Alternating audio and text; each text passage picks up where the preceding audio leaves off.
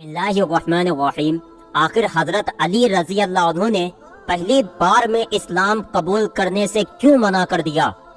पहली वही आने के कुछ ही दिनों बाद हजरत जिब्रील अलैहिस्सलाम हुजूर सल्लल्लाहु अलैहि वसल्लम के पास आए और कहने लगे कि ऐ अल्लाह के रसूल, अल्लाह ताला ने आपको कुछ इबादतें अता फरमाई हैं, इसलिए आप ज्यादा से ज्यादा उन इबादतों को कायम करें। हुजूर सल्लल्लाहु अलैहि वसल्लम ने पूछा कि ऐ जिब्रील, वो इबादतें कैसी हैं? तो हजरत जिब्रील अलैहिस्सलाम ने जमीन पर अपनी एड़ी मारी तो अचानक उसी जगह से पानी निकलने लगा।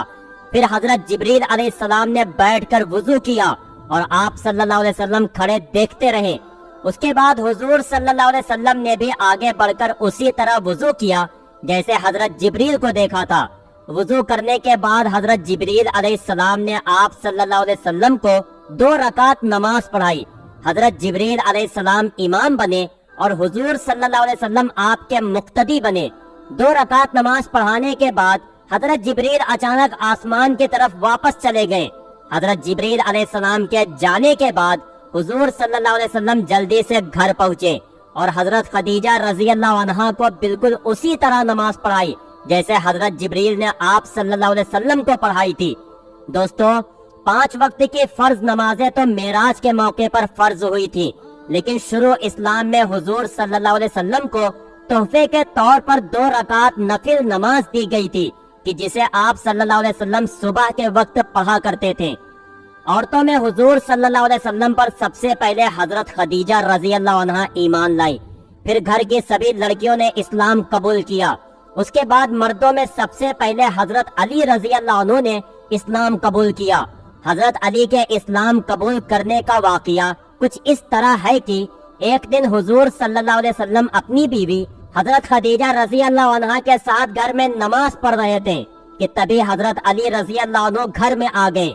उस वक्त हजरत अली रजी अल्लाह अन्हु की उम्र सिर्फ 10 साल ही थी।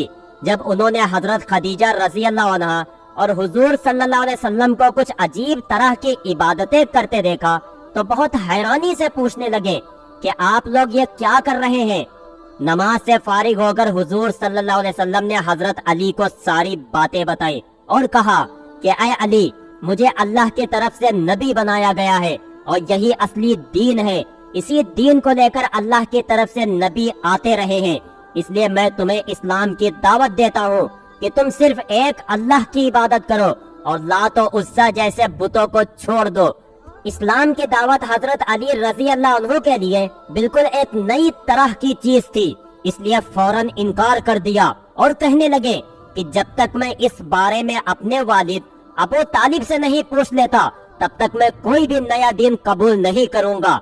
हजरत अली रजी अल्लाह अन्हु के ऐसे जवाब पर हुजूर सल्लल्लाहु अलैहि वसल्लम ने फरमाया कि ऐ अली, अगर तुम्हें इस्लाम नहीं कबूल करना तो ना करो, लेकिन इस बारे में किसी को भी कुछ न बताना, अपने वालिद को भी नहीं।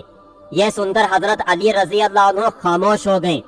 अब क्योंकि हजरत अली रजी अल्लाह अन्हु हुजूर सल्लल्लाहु अलैहि वसल्लम की निगरानी में पले बढ़े थे, क्योंकि हुजूर सल्लल्लाहु अलैहि वसल्लम के चचा अबू तालिब के पास खाने पीने की बहुत कमी रहती थी और कमाई का कोई इंतजाम भी नहीं था, इसलिए आप सल्लल्लाहु अलैहि वसल्लम ने हजरत अली रजी अल्लाह अन्हु को अपने साथ रख लिया था।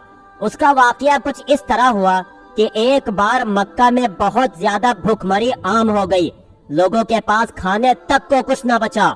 उस वक्त हजरत अबू तालिब भी बहुत ज्यादा परेशान हो गए, क्योंकि हजरत अबू तालिब के कई लड़के थे और सब छोटे छोटे थे, इसलिए हजरत अबू तालिब ने उस भूखमरी के जमाने में बहुत ज्यादा परेशानियों का सामना किया। तो ये देखकर हुजूर सल्लल्लाहु अलैहि वसल्लम ने अपने छोटे चचा हजरत अब्बास से जाकर कहा कि ऐ मेरे चचा जान, आप तो देखते हैं ना कि मेरे बड़े चचा अबू तालिब के पास पैसों की बहुत कमी रहती है, बाल बच्चों की वजह से वो अक्सर परेशान रहते हैं, इसलिए मैं मुनासिब समझता हूँ कि हम दोनों मिलकर उनकी कोई मदद करें। ये सुनकर हजरत अब्बास रजी अल्लाह अन्हु बहुत खुश हुए और कहा कि हाँ मेरे भतीजे, मैं भी यही चाहता हूँ, क्योंकि भाई की ऐसी परेशानी देखकर मेरा भी दिल दुखता है। उसके बाद ये दोनों हजरात अबू तालिब के पास पहुँचे। हुजूर सल्लल्लाहु अलैहि वसल्लम ने अपने चचा हजरत अबू तालिब से कहा कि ऐ मेरे चचा जान, मुझे अपने लड़कों में से किसी एक की जिम्मेदारी दे दो میں اسے اپنے ساتھ رکھ کر اس کے کھانے پینے کا انتظام کروں گا۔ اب کیونکہ حضرت ابو طالب اپنے گھر کے تنگ حالات سے بہت زیادہ پریشان رہتے تھے، اس لیے فوراً اس بات کے لیے راضی ہو گئے اور کہنے لگے کہ میرے چھوٹے بچے عقیل کو میرے لیے چھوڑ دو، باقی تم جسے چاہو اسے لے جا سکتے ہو۔ تو حضور صلی اللہ علیہ وسلم نے حضرت علی رضی اللہ عنہ کو اور چچا عباس نے حضرت جعفر کو اپنی کفالت میں لے لیا، اور پھر ساری زندگی ان کے لیے ہر ضروری چیز کا انتظام کرتے رہے۔ اب کیونکہ حضرت علی رضی اللہ عنہ حضور صلی اللہ علیہ وسلم کی زیر نگرانی پلے بڑھے تھے اور کھانا پینا بھی حضور صلی اللہ علیہ وسلم ہی کے گھر میں کھاتے تھے، اس لیے حضرت علی رضی اللہ عنہ نے پہلے تو حضور صلی اللہ علیہ وسلم سے انکار کر دیا کہ میں یہ نیا دین قبول نہیں کروں گا، لیکن کیونکہ حضرت علی رضی اللہ عنہ سے اللہ تعالیٰ کو اسلام کے لیے بہت سی خدمتیں لینی تھی، اس لیے اسی رات جب حضرت علی رضی اللہ عنہ سوئے تو اللہ تعالیٰ کی طرف سے ان کے دل میں اسلام کا نور بھر دیا گیا، اور پھر صبح اٹھتے ہی جلدی سے حضرت علی رضی اللہ عنہ حضور صلی اللہ علیہ وسلم کی خدمت میں پہنچے اور کہنے لگے کہ آپ کس چیز کی دعوت دیتے ہیں، مجھے تفصیل سے بتائیے۔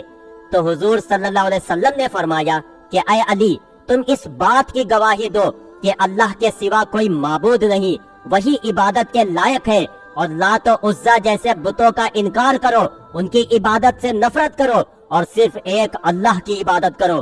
حضور صلی اللہ علیہ وسلم کے ایسی پاکیزہ تعلیمات سن کر حضرت علی رضی اللہ عنہ نے اسی وقت اسلام قبول کر لیا، اور تقریباً 1 سال تک اپنے والد حضرت ابو طالب سے اپنے اسلام کو چھپائے رکھا، کیونکہ حضور صلی اللہ علیہ وسلم نے حضرت علی سے منع کر دیا تھا کہ ابھی اس بارے میں کسی کو بھی کچھ نہ بتانا۔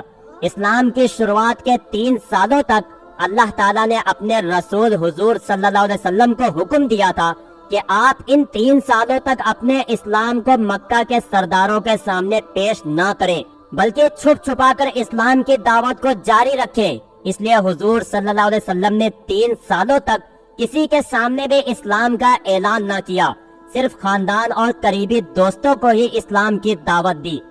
3 سالوں بعد جب حضور صلی اللہ علیہ وسلم کو حکم ہوا کہ اب آپ کھلے عام لوگوں کو اسلام کی دعوت دیں، تو سب سے پہلے آپ صلی اللہ علیہ وسلم نے اپنے سبھی خاندان والوں کو کھانے کی دعوت پر بلایا، اور حضرت علی رضی اللہ عنہ کو حکم دیا کہ اے علی، سبھی مہمانوں کے لیے کھانے پینے کی ذمہ داری میں تمہیں دیتا ہوں، اس لیے تم ان کے لیے اچھے سے اچھا انتظام کرنا۔ دوستو، اس وقت حضرت علی رضی اللہ عنہ کی عمر صرف 10 سال تھی، لیکن آپ نے کھانے کا ایسا انتظام کیا کہ سبھی خاندان والے بہت خوش ہوئے۔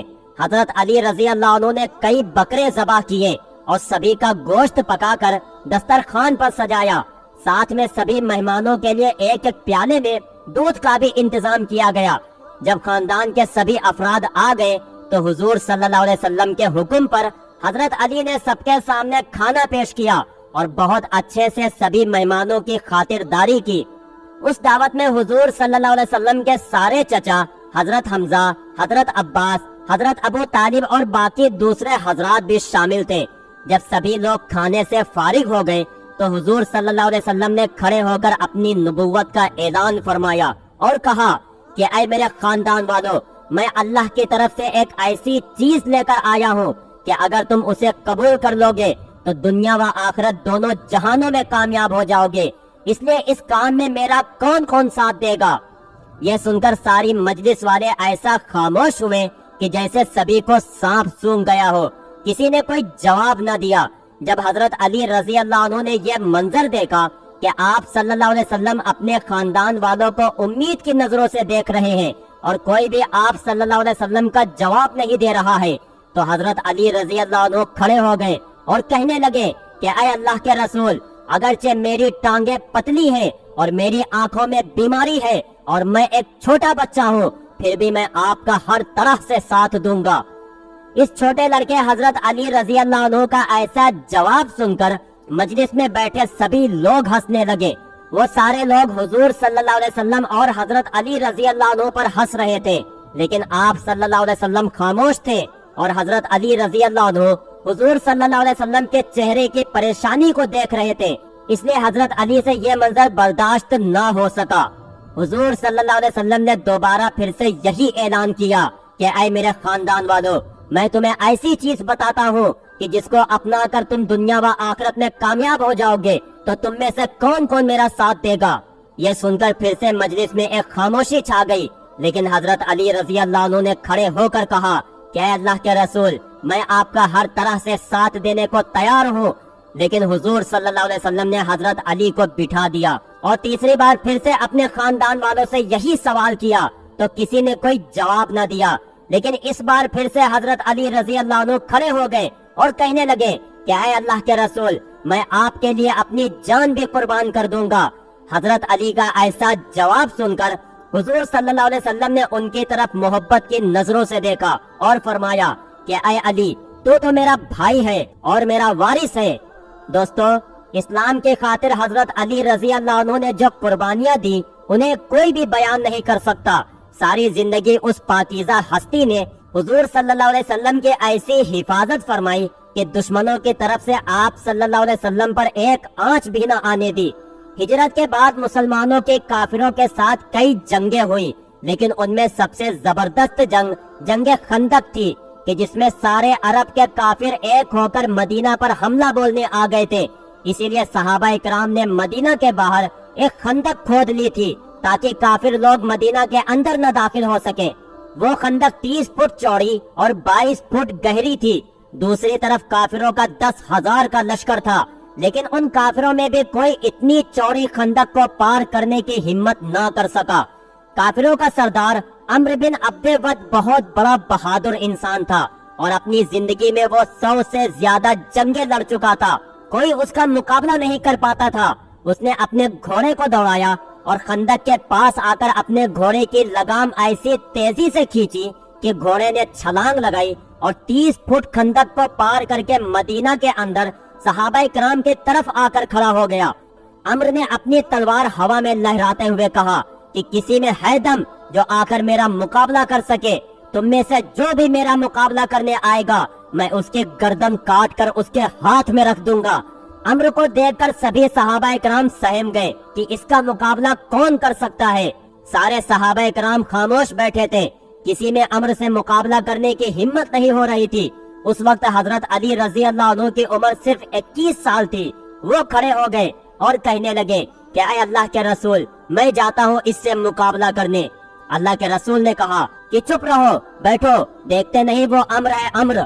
عمرو نے پھر سے پکار کر کہا کہ ہے تم میں کسی کو جنت میں جانے کا شوق تو آئے اور مجھ سے مقابلہ کرے، میں آج ہی اسے اس کی جنت میں پہنچا دوں گا۔ ادھر صحابہ کرام میں کوئی بھی کھڑا نہیں ہو رہا تھا تو حضرت علی رضی اللہ عنہ پھر سے کھڑے ہو گئے اور کہنے لگے کہ اے اللہ کے رسول، میں جاتا ہوں۔ تو اللہ کے رسول نے کہا کہ اے علی بیٹھو، دیکھتے نہیں وہ عمرو ہے عمرو۔ حضرت علی رضی اللہ عنہ پھر سے بیٹھ گئے۔ تیسری بار پھر سے عمرو نے کہا کیا تم میں سے کسی نے اپنی ماں کا دودھ نہیں پیا ہے تو آئے اور عمرو کا مقابلہ کرے، جو آئے گا میں اس کی گردن کاٹ کر اسے اس کی جنت میں پہنچا دوں گا۔ حضرت علی رضی اللہ عنہ پھر سے کھڑے ہو گئے اور کہنے لگے کہ اے اللہ کے رسول، میں جاتا ہوں۔ اللہ کے رسول نے کہا کہ بیٹھو، دیکھتے نہیں وہ عمرو ہے عمرو۔ تو حضرت علی رضی اللہ عنہ نے کہا کہ اے اللہ کے رسول، وہ عمرو ہے تو کیا ہوا، آپ مجھے ایک بار بھیجو تو صحیح۔ اللہ کے رسول نے کہا کہ ٹھیک ہے جاؤ، اور پھر اللہ کے رسول نے حضرت علی کے لیے دعا فرمائی۔ حضرت علی رضی اللہ عنہ اس کے سامنے ایک بچے سے تھے، وہ عمرو 100 سے زیادہ جنگیں لڑ چکا تھا۔ جب حضرت علی رضی اللہ عنہ اس کے پاس پہنچے تو عمرو نے پہچانا نہیں اور پوچھنے لگا کہ اے لڑکے تم کون ہو؟ تو حضرت علی رضی اللہ عنہ نے فرمایا کہ میں علی ہوں۔ تو یہ سن کر عمرو نے کہا کہ کیا تم عبد مناف کی اولاد میں سے ہو؟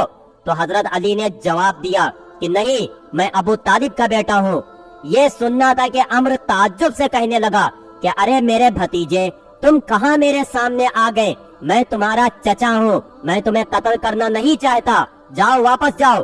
حضرت علی رضی اللہ عنہ نے کہا لیکن چچا میں تمہیں قتل کرنا چاہتا ہوں۔ یہ سن کر عمرو کو بہت تیز غصہ آ گیا اور اس نے اپنے گھوڑے سے چھلانگ لگائی اور پھر حضرت علی رضی اللہ عنہ پر اتنا خطرناک حملہ کیا کہ حضرت علی رضی اللہ عنہ دور جا کر گرے۔ عمرو کے حملے کی وجہ سے ہر طرف دھول اڑنے لگی۔ حضرت علی رضی اللہ عنہ اور عمرو دھول میں چھپ گئے، وہ دونوں کسی کو نظر نہیں آ رہے تھے۔ عمرو نے حضرت علی رضی اللہ عنہ کے سر پر وار کیا، حضرت علی رضی اللہ عنہ دوسری طرف ہٹے تو وار کندھے پر آ کر لگا اور حضرت علی کا کندھا زخمی ہو گیا۔ اسی وقت اللہ کے رسول نے اللہ کے سامنے ہاتھ اٹھا کر روتے ہوئے دعا فرمائی کہ اے اللہ میرے علی کی مدد فرمانا۔ اللہ کے رسول نے جیسے ہی دعا کے لیے ہاتھ پھیلائے تو ادھر حضرت علی رضی اللہ عنہ اٹھے اور اپنی تلوار سے عمرو پر حملہ کیا۔ عمرو نے تلوار کے آگے اپنی ڈھال لگا دی، لیکن حضرت علی رضی اللہ عنہ کی تلوار کا زور اتنا تیز تھا کہ ڈھال بیچ سے پھٹ گئی اور تلوار سیدھے عمرو کی کھوپڑی پر لگی، جس سے اس کے جسم کے 2 ٹکڑے ہو گئے اور وہ دھڑام سے زمین پر آ کر گرا۔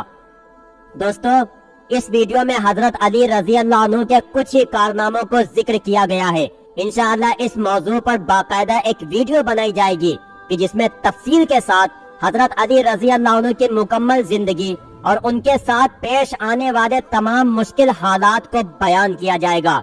پیارے دوستو، امید کرتا ہوں کہ آج کی یہ ویڈیو آپ کو بہت پسند آئی ہوگی۔ اگر ویڈیو پسند آئی ہو تو لائک کریں، چینل پر نئے ہو تو سبسکرائب کریں۔ ملتے ہیں آپ کو اگلی ایک نئی ویڈیو کے ساتھ، تب تک کے لیے اپنا ڈھیر سارا خیال رکھیں۔ السلام علیکم۔